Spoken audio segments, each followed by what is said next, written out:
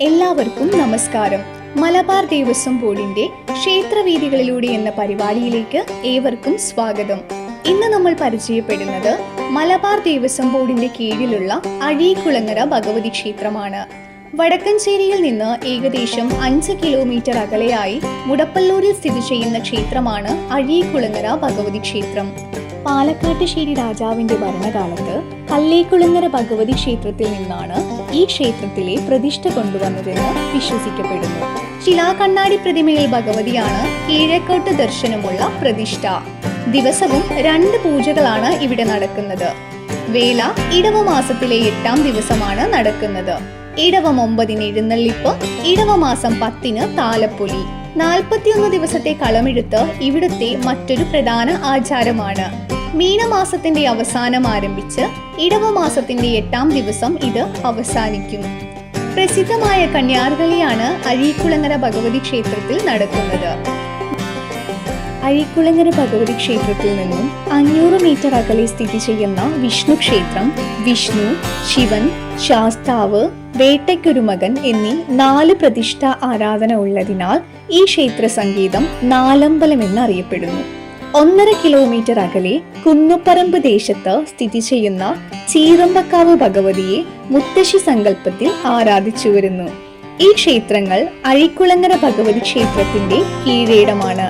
അതിൽ ചിറുമ്പക്കാവ് അഴീക്കുളങ്ങര വേലയുമായി കൂടുതൽ ബന്ധപ്പെട്ട് കിടക്കുന്നതാണ്.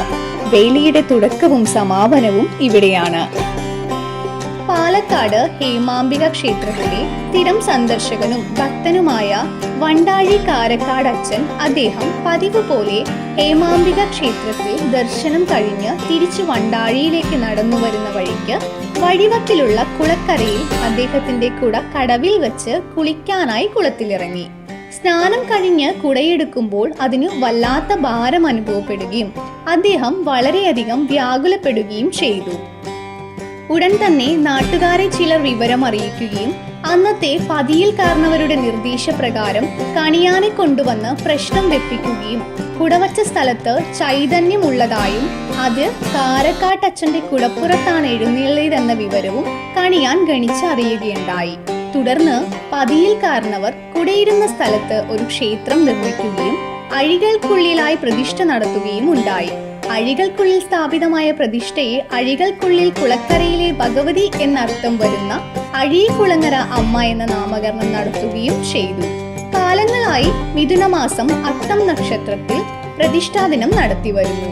എന്നാൽ കൊല്ലവർഷം 1111, ഇംഗ്ലീഷ് വർഷം 2016 ക്ഷേത്ര ചുറ്റമ്പലം അഗ്നിക്കിരയാവുകയും തുടർന്ന് നടന്ന പുനരുദ്ധാരണവും പുനർപ്രതിഷ്ഠയും മീനമാസം പുണർദം നക്ഷത്രത്തിൽ നടത്തി വരുന്നു.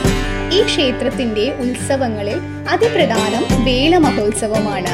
മലയാള മാസം ഇടവം 8, ഇംഗ്ലീഷ് മാസം മെയ് 22-ാം തീയതിയാണ് മിക്കവാറും വർഷങ്ങളിൽ വേല വരാറുള്ളത്. പയ്യാറോട് നിന്നും കൂറ എഴുന്നള്ളിപ്പ് നടന്ന് മീനം 29-ാം തീയതി കൂറനാട്ടൽ കർമ്മം നടത്തുന്നു.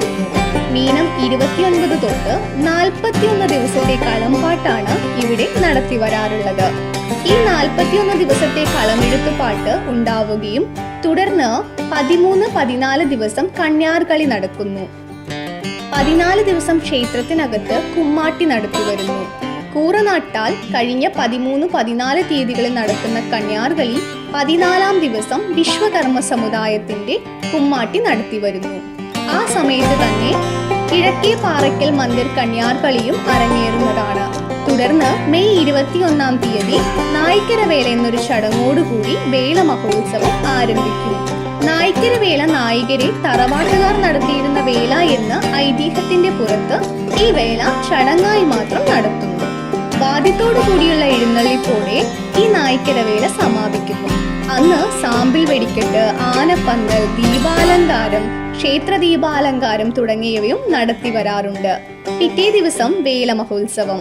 വിഷ്ണു ക്ഷേത്രത്തിലുള്ള ശാസ്താവിനെ വാൽക്കണ്ണാടിയിൽ ആവാഹിച്ച് ആനപ്പുറത്ത് കോലം കയറ്റി ഭഗവതിയെ ദർശിക്കാനുള്ള വരവിനെയാണ് വേല മഹോത്സവമായി നടത്താറുള്ളത്. ഗതാഗതം വടക്കഞ്ചേരി നെന്മാറ യാത്ര ചെയ്ത് മുടപ്പല്ലൂരിൽ ഇറങ്ങി ഈ ക്ഷേത്രത്തിലെത്താം. പാലക്കാട് NH 47 തൃപ്പാളൂർ ചിറ്റിലഞ്ചേരി മംഗലം ഗോവിന്ദാപുരം റൂട്ട്.